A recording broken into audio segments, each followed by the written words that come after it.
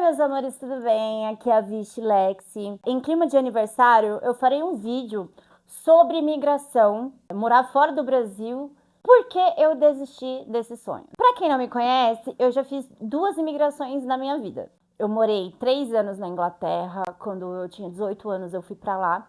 Eu vendi tudo que eu tinha e eu fui com meu namorado. E eu comecei a construir uma vida lá. Só que Surprise! eu era ilegal. E para trabalhar ilegal em outro país, você tem que ir para um caminho muito difícil. Eu usava documento falso para eu conseguir trabalhar, para eu conseguir ter uma conta no banco. Eu passei por muito medo de ser deportada, de ser presa, de perder tudo que eu tinha construído. E esses 3 anos foram caóticos demais. Eu tinha acabado de sair do Brasil, eu tinha acabado de fazer 18 anos. Teve um período que eu fiquei solteira, morei sozinha. E eu nunca fiz curso de inglês. É isso mesmo. Eu nunca fiz o curso de inglês, então eu aprendi na marra. Eu cheguei lá, a primeira vez que eu fui tentar um emprego com pessoas nativas lá da Inglaterra, né? Eu falei que eu sabia falar inglês. Coloquei lá no meu currículo e tudo mais. E me chamaram para entrevista. Fiz a entrevista, eu concordei com tudo, era só yes, yes, yes, yes, of course, que era a única coisa que eu sabia falar. Porém, tinha um brasileiro que trabalhava lá, ele me conheceu no primeiro dia da entrevista, e aí eu falei para ele, olha, eu não entendo nada de inglês, eu não sei falar inglês, mas eu menti. Aí ele, não, tudo bem, eu te ensino. E eu passei mais ou menos uns 2 meses trabalhando nesse bar, nesse pub, em Baker Street. E eu comecei a aprender o básico do básico, eu comecei a aprender a entender o que eles falavam, o que significavam, mas eu ainda não sabia falar. Até que aconteceu uma coisa, eu não lembro muito bem. Sim, eu tinha que fazer a conta no banco, mas o meu nome da documento falso era totalmente diferente do meu documento normal. Então eu ia ter que refazer de novo, senão eu não iria conseguir receber. Comecei a ficar com muito medo e arrumei um outro emprego que eu fiquei tipo 7 meses, quase 10. E lá eu melhorei mais ainda o meu inglês, que foi um pub de música eletrônica que tocava DJs aleatórios todos os dias. A minha vida era muito agitada. Eu saía quase todos os dias depois do trabalho com o pessoal do meu trabalho para ir para baladas e eventos de música eletrônica. Eu consegui aproveitar o melhor de Londres nessa época. Depois disso, eu fui gerenciar 3 casas de garotas de programa. Então eu era gerente de lá e eu trabalhei quase uns 2 anos com isso. Eu ganhava muito bem, só que eu trabalhava pra caramba também. E um certo dia eu fui presa por uma investigação que foi uma denúncia de pessoas de casas rivais. E eu acabei ficando 10 meses em segurança máxima. Só que aí eu faço um outro vídeo para falar sobre essa história. Fui presa, fiquei todo esse tempo lá na prisão. Depois eu fui deportada, voltei para o Brasil, perdi tudo. Minha casa, minhas roupas, documento. Eu cheguei no Brasil como eu nasci. Mal tinha roupa e eu voltei para começar do zero. Como eu sou muito sortuda, eu cheguei no Brasil 4 meses depois, a gente entrou em pandemia. Né? Então eu não aproveitei muito esse tempo assim de liberdade, né? Aí eu logo casei, tive filho, pipipipopopó. Fui embora para a Europa de novo. Eu fui morar em Portugal, eu fiquei morando em Portugal durante 1 ano. Só que eu já era mãe, então foi muito difícil emocionalmente falando. Eu tava trabalhando, né? Tinha o meu trabalho que eu amava, foi um dos trabalhos que eu mais amei na vida, sinto muita falta até hoje. Eu trabalhei de gerente de imobiliária, tanto para Portugal quanto para Londres. Eu sempre estava falando inglês o tempo todo, eu conversava com pessoas de Londres, eu sempre estava praticando e tal. E eu conhecia muitas pessoas porque eu trabalhava com turismo também. Chegou uma época onde eu comecei a ficar muito mal de ficar longe da minha filha, porque ela ficou no Brasil e eu fui para fora para tentar uma qualidade de vida melhor, me estabilizar e levar a minha filha a morar comigo. E não foi isso que aconteceu. Eu acabei ficando solteira, fiquei sozinha por mais ou menos uns 9 meses lá. E eu entrei em um conflito comigo mesma. Será que vale a pena morar fora do Brasil, longe da minha filha? E muita coisa começou a passar na minha cabeça. E eu ficava com medo de desistir do meu sonho por todo esse tempo que eu tinha ficado longe dela, sem em vão.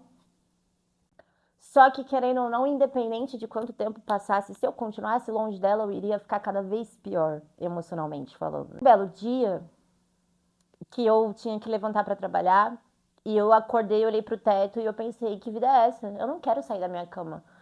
Eu não quero sair da minha cama porque eu sinto muita falta da minha filha e não tá valendo a pena. Por mais que aqui o poder aquisitivo ele é melhor, a qualidade de vida é assim, sem comparação com o Brasil. Ainda assim, eu tô longe dela. E eu sempre fui uma pessoa que eu nunca desisti das coisas que eu quero, que eu sonho. Eu sempre fui atrás, eu sempre consegui. Então, eu entrei em conflito comigo mesma, porque eu iria voltar atrás, eu iria regredir depois de tanto esforço, depois de tanto sofrimento que eu passei longe dela. E eu fiz. Nesse dia que eu não queria levantar da cama, eu arrumei uma passagem para o Brasil de manhãzinha do outro dia e eu vim embora sem nenhum dinheiro no bolso.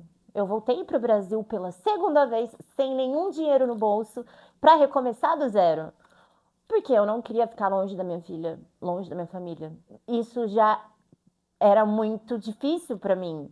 E quem é imigrante, que passa anos longe da família, filhos, pais, esposa, marido, sabe o quanto isso é difícil. É a pior parte da imigração. Eu aceitei que tudo bem eu voltar atrás ou desistir desse sonho por um motivo maior. Porque eu não iria conseguir aproveitar ele de uma forma ou de outra se eu não estivesse com ela ou perto dela. Porque a diferença de você estar a 2 horas de uma pessoa, que você pode pegar um ônibus, você pode pegar um carro, você tá ali de uma hora para outra, rapidão você aparece. Você fora do país, se você não tiver dinheiro, você ainda tá a 10 horas de avião longe, se tiver voo. Se você tiver condição de comprar um voo, porque é caríssimo o voo para o Brasil, de qualquer lugar que você esteja no mundo, eu voltei com uma mão na frente e outra atrás. Triste demais por desistir de um sonho. Mas eu tava satisfeita porque eu tava perto da minha filha e dinheiro nenhum paga isso. Independente se era o meu sonho morar na terra da rainha, ganhar em libras, que porra, tá quase R$ 8. Ou morar nos Estados Unidos, criar um império em dólar, isso e aquilo. Cara, não ia valer a pena se eu não estivesse perto da minha filha, se eu não acompanhasse pelo menos um pouco o crescimento dela. Então, eu desisti do sonho. Quer dizer, uma vez, né? Porque a outra eu fui obrigada a desistir. A finalidade do vídeo e o que eu quero que vocês entendam com um pouquinho dessa história pra vocês, que foi bem resumida, foi que tá tudo bem você desistir de uma coisa. Porque às vezes você tem um plano e você segue esse plano. E esse plano, ele não rende o suficiente, ele não é melhor do que a vida antiga que você tinha. E tá tudo bem você desistir e criar outros planos que vão ser ainda melhores que esse que você desistiu. Porque a vida é sobre isso. Às vezes a gente vai tomar decisões onde elas são péssimas decisões, ou são as decisões erradas para aquele exato momento. Tá tudo bem você desistir ou você voltar atrás para tentar de novo de uma forma diferente. Eu parei de me culpar por isso. Ai, licença. Eu parei de me preocupar com isso porque o dinheiro não é tudo. Se tem alguma coisa que eu aprendi em Londres antes de eu ir presa e perder tudo e eu sumir com 20 mil libras, é que o dinheiro não é tudo. Uma hora você tem, a outra hora você pode perder tudo que você tem, mas você também pode reconquistar o dobro depois, em outras circunstâncias. Quando eu tive essa decisão de desistir do meu maior sonho, que era morar na Europa, fazer uma vida melhor, com mais qualidade de vida, com uma perspectiva de futuro bem maior do que eu teria no Brasil, tá tudo bem, entendeu? Porque o que vale são as histórias que a gente tem, o que a gente aprende com os nossos erros. E eu amadureci muito quando eu aceitei e estava tudo bem e lidei muito bem com isso. Porque é difícil para mim lidar com desistir de uma coisa que eu batia no peito e muitas pessoas duvidavam, né? Hoje em dia foi a melhor decisão que eu fiz. Independente se às vezes eu fico muito puta, porque bate R$ 7 o euro ou 8 e pouco a libra, mas eu tô perto. Se acontecer alguma coisa com a minha filha, se ela ficar doente, ir pro hospital, eu pego um carro, 2 horas depois eu tô lá.